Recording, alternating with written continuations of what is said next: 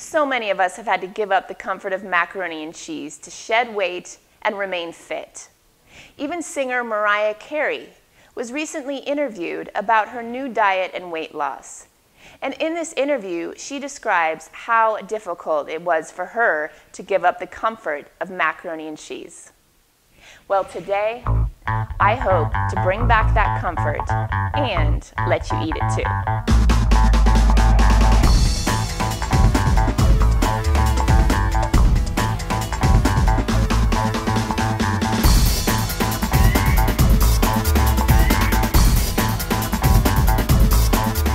You're going to need 1 cup of unsalted raw organic macadamia nuts.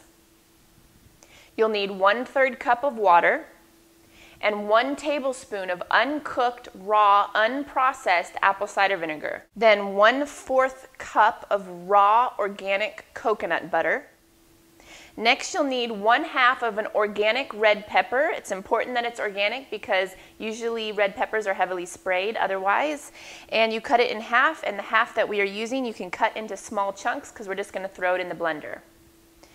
Next, you'll need 4 tablespoons of nutritional yeast flakes. Nutritional yeast is full of B vitamins and very good for you. And unlike what many people think, it does not feed yeast in the body, so you don't have to worry about that. Next, you'll need 1/3 cup of fresh organic cilantro, just slightly chopped because we're going to throw it in the blender. Stems are fine. I always use the stems. That's okay. Next, you'll need about 1/4 teaspoon of pink Himalayan salt. And finally, 1 tablespoon of organic non-GMO lecithin powder.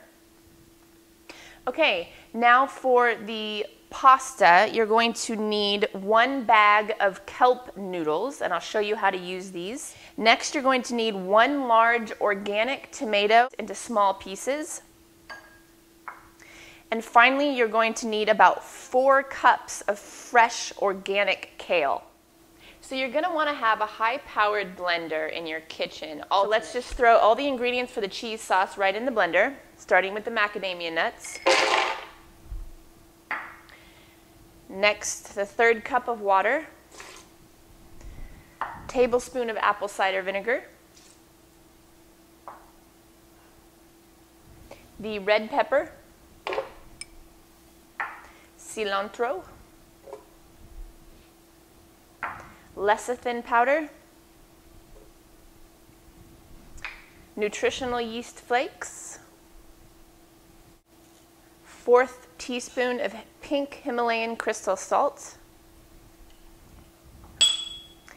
and your 1/4 cup of coconut butter.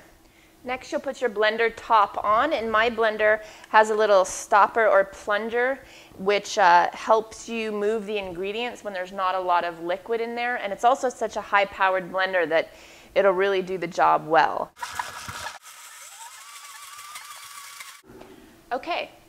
Because we were able to use a high-powered blender and the plunger, we were able to create a very rich, creamy, cheese-like sauce. And by only adding 1/3 cup of water, it remains really thick.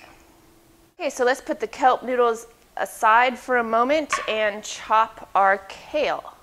I like to hold the kale together pretty tightly and cut it in half, and then put it all together in one mound. And it makes it much easier to cut. And then you can just cut in little portions. You want it to be pretty small, but it doesn't have to be real tiny. Just basically bite-sized.